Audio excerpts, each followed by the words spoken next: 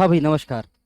हम लोग बात करेंगे मेटा सेंटर की। मैं आपको डिफाइन करने वाला हूँ। आज मैं आपको बताने वाला हूँ कि मेटा सेंटर क्या होता है और मेटासेंट्रिक हाइट क्या होती है।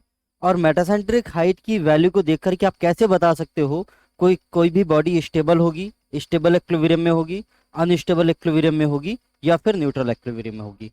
तो पहले मैं मेटा सेंटर की बात करता हूँ कि मेटा सेंटर होता क्या है, और फिर बात करता हूँ मेटासेंट्रिक हाइट जीएम क्या होती है। तो देखो जरा, हम लोग बात करने वाले हैं मेटा सेंटर की।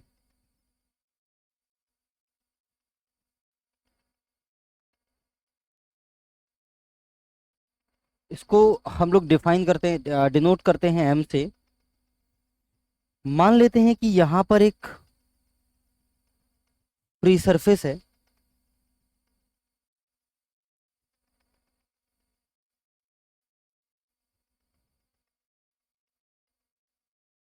और यहाँ पर एक फ्लोटिंग बॉडी रखी हुई है।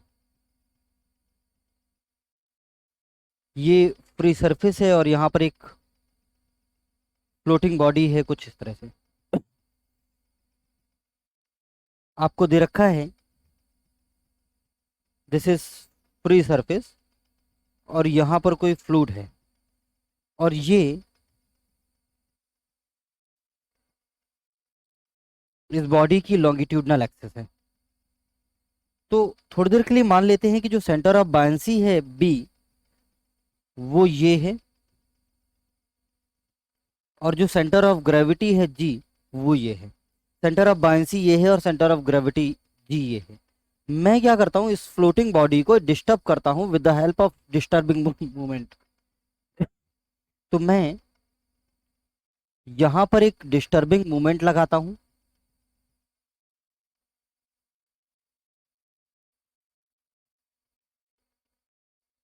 और डिस्टर्बिंग मूवमेंट लगा करके इस बॉडी को क्या करता हूं, मैं डिस्टर्ब करता हूं। और जैसे आप इस बॉडी को डिस्टर्ब करोगे तो ये जो फ्लोटिंग बॉडी है वो क्या हो जाएगी, टिल्ड हो जाएगी।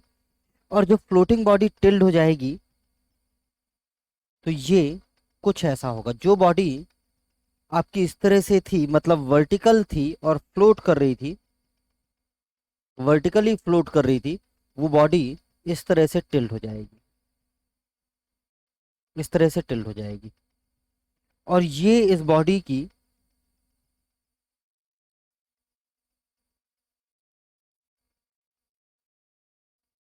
ये इस बॉडी की क्या होगी, लॉन्गिट्यूडनल एक्सेस होगी। ठीक। अब देखो जरा, आपने किया क्या है, आपने यहां पर एक डिस्टर्बिंग मूवमेंट लगाया है।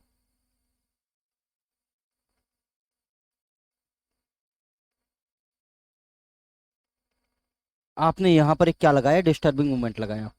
अब हुआ क्या कि यहां पर एक पॉइंट था, इसको मान लो पी एंड क्यू। ये वाला जो सेक्शन है ना, इस बॉडी का ये वाला जो प्लेन है, जब बॉडी टिल्ड होगी तो ये वाला प्लेन भी टिल्ड हो जाएगा। और अगर ये वाला प्लेन टिल्ड हो जाएगा तो जो पी क्यू था वो पी क्यू यहां पर कुछ इस तरह से हो जाएगा।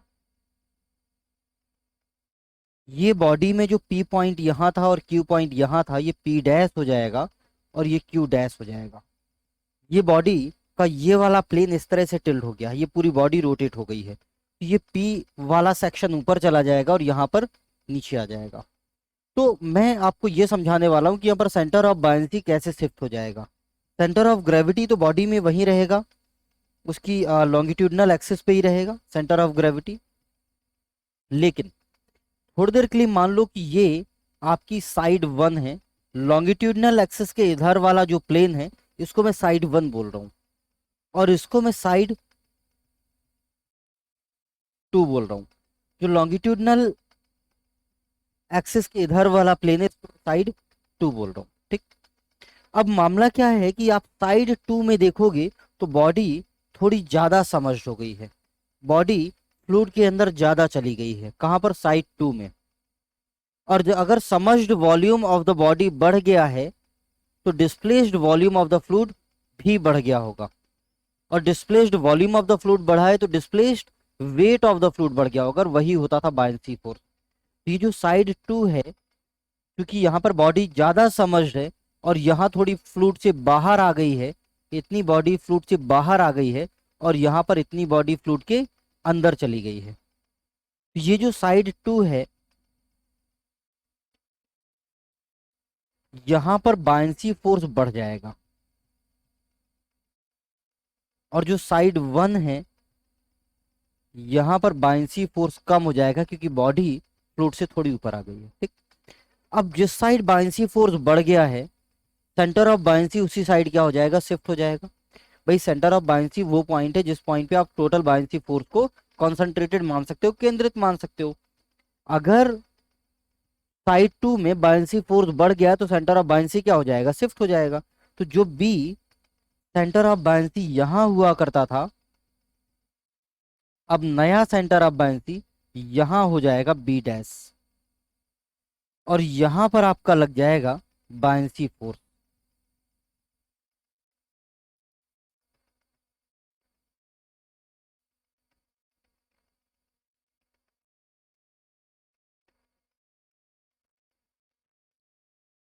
यहां पर आपका लग जाएगा बायंसी फोर्स एफ बी।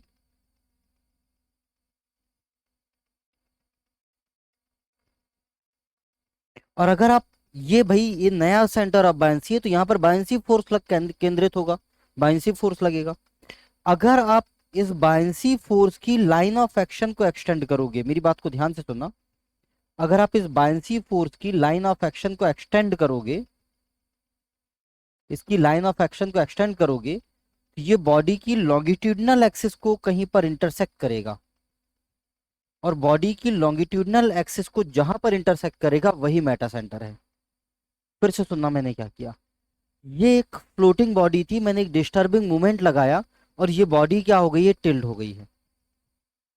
ये जो साइड 1 है यहाँ पर बायंसी फोर्स कम हो गया, और साइड 2 पे बायंसी फोर्स क्या हो गया, बढ़ गया। तो जैसे ही यहाँ पर बायंसी फोर्स बढ़ रहा है तो सेंटर ऑफ बायंसी क्या हो जाएगा, शिफ्ट हो जाएगा। और अगर सेंटर ऑफ बायंसी शिफ्ट हो जाएगा तो यहीं पर बायंसी फोर्स लगेगा, अब नया बायंसी फोर्स नए सेंटर ऑफ बायंसी पे। तो अगर उसकी लाइन ऑफ एक्शन को एक्सटेंड करोगे तो बॉडी की लॉन्गिट्यूडनल एक्सिस को जहां पर इंटरसेक्ट करता है वही मेटा सेंटर है। सिंपल सी डेफिनेशन है कि अगर आप किसी बॉडी को डिस्टर्ब करोगे तो सेंटर ऑफ बायंसी शिफ्ट हो जाएगा, नए सेंटर ऑफ बायंसी पे बायंसी फोर्स लगेगा, और उसकी लाइन ऑफ एक्शन को एक्सटेंड करो, जहां पर इंटरसेक्ट करेगा वही मेटा सेंटर है। ठीक। अब देखो एक डेफिनेशन और देते हैं इसकी, क्या होता है, ये तो एक डेफिनेशन हो गई जो मैंने आपको बताया। एक तरह से और डिफाइन करते हैं मेटा सेंटर को, कि अगर कोई फ्लोटिंग बॉडी है और आपने उसको डिस्टर्ब कर दिया है तो फ्लोटिंग बॉडी ऑसिलेट करने लग जाती है। फॉर एग्जाम्पल ये फ्लोटिंग बॉडी है और आपने इसको डिस्टर्ब किया तो ये ऑसिलेट करने लग जाएगी। आपने देखा होगा शिप कई बार ऑसिलेट करती रहती है। तो जो बॉडी ऑसिलेट कर रही है, जिस पॉइंट के अबाउट ऑसिलेशन हो रहा है वही मेटा सेंटर है। तो आप इस तरह से भी इसको डिफाइन कर सकते हो कि अगर किसी फ्लोटिंग बॉडी को आप डिस्टर्ब करते हो तो वो किसी पॉइंट के अबाउट ऑसिलेट करना शुरू कर देती है, और जिस पॉइंट के अबाउट ऑसिलेशन होता है वही मेटा सेंटर है। तो दो डेफिनेशन मैंने आपको बता दी है मेटा सेंटर की। ठीक। अब कई बार पूछता है कि मेटासेंट्रिक हाइट क्या है, तो मेटासेंट्रिक हाइट देखो क्या होता है।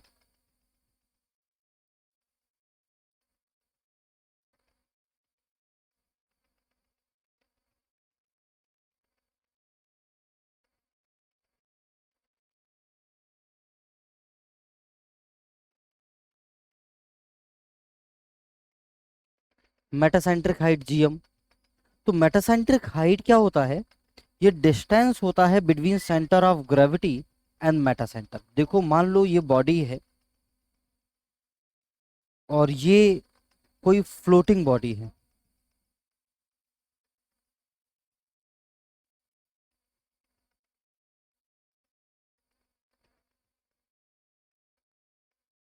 और ये इसकी लॉन्गिट्यूडनल एक्सिस है, और ये सेंटर ऑफ बायंसी है, ये सेंटर ऑफ ग्रेविटी है, और ये एम है, ये फ्री सरफेस है, और ये कोई फ्लूइड है। देन ये वाली जो डिस्टेंस है जी से एम वाली,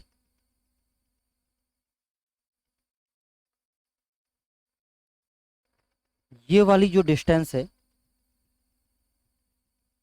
सेंटर ऑफ ग्रेविटी और मेटा सेंटर की, इसको बोलते हैं मेटासेंट्रिक हाइट जीएम। और इसकी जो न्यूमेरिकल वैल्यू होती है, जो इसका फॉर्मूला होता है, वो क्या होता है, जीएम बराबर होता है I upon V minus BG.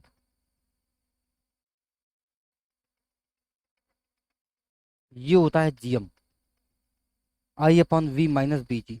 ठीक। अब जीएम का जो फिजिकल सिग्निफिकेंस है वो क्या है, जीएम फाइंड आउट करने से क्या मिलेगा, आई क्या है यहाँ पर, आई भी आपको बता देता हूं, आई है मोमेंट ऑफ इनर्शिया। वी क्या है, वी होता है डिस्प्लेस्ड वॉल्यूम ऑफ फ्लूइड,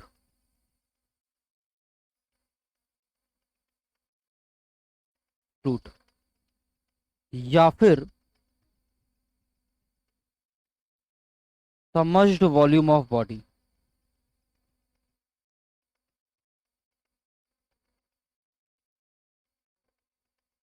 या फिर समझ्ड वॉल्यूम ऑफ बॉडी। ठीक। और बीजी जो लिखा है वो क्या है, ये सेंटर ऑफ ग्रेविटी और सेंटर ऑफ बायंसी के बीच के डिस्टेंस है बीजी। ठीक। अब यहां पर जीएम का सिग्निफिकेंस क्या होता है कि अगर जीएम ग्रेटर देन जीरो है तो बॉडी होती है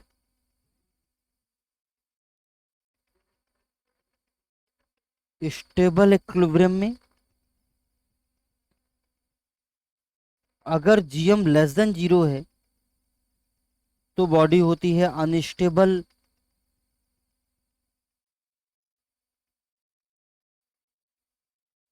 इक्विलिब्रियम में। और अगर जीएम जीरो है तो बॉडी होती है न्यूट्रल इक्विलिब्रियम में।